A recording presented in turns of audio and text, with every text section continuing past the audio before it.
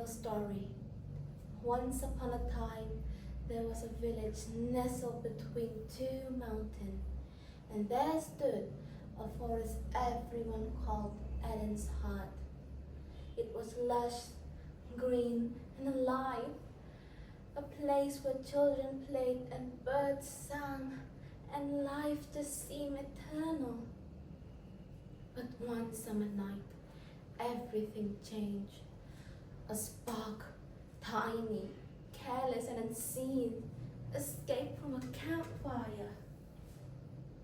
The wind carried through the dry grass, and before the moon could hide behind the clouds, the forest was set ablaze. Flame danced like wild spirits, devouring everything in their path. People tried to save what they could. Buckets of water, tears, prayers. But the fire showed no mercy. By dawn, Eden's heart was gone. Nothing was left except ashes, smoke, and silence. The town changed after that.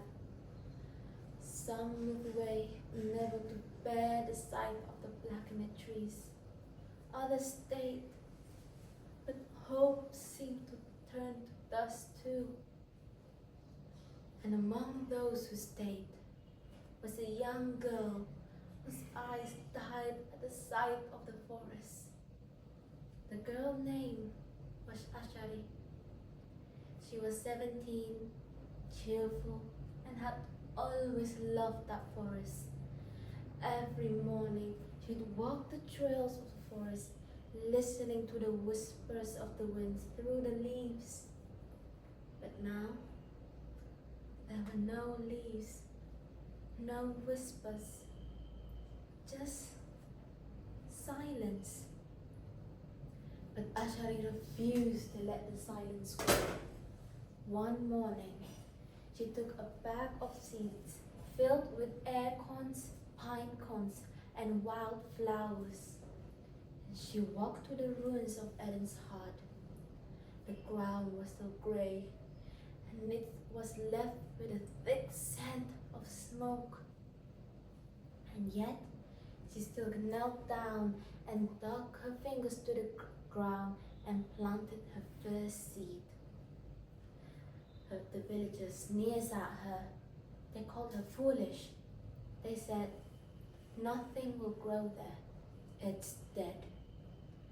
But she just smiled softly and replied, "Maybe it just needs a little bit of faith."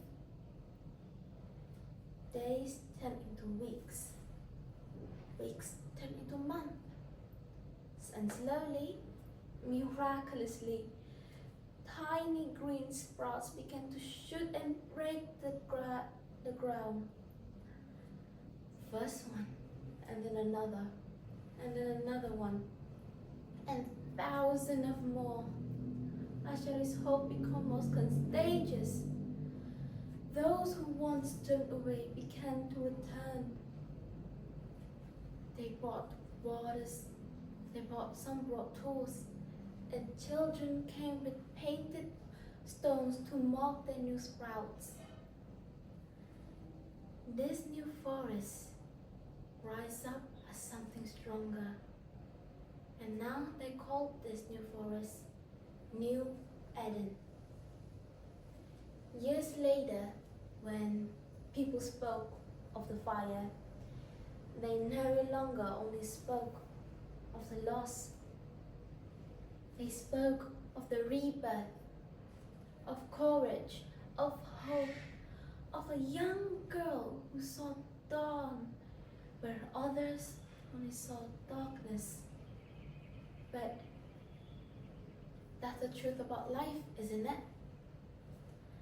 We may face our fires, our losses, failures, heartbreaks that left us in the ashes.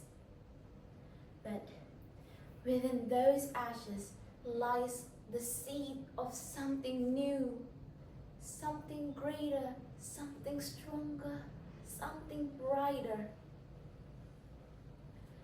The forest of life may burn, but dawn will always rise once again. And once it rises, we come back up, not as someone we were before, but as someone new, someone greater. From ashes to a new dawn. Thank you for listening to my story, and I hope that my story will teach you guys about something. Goodbye.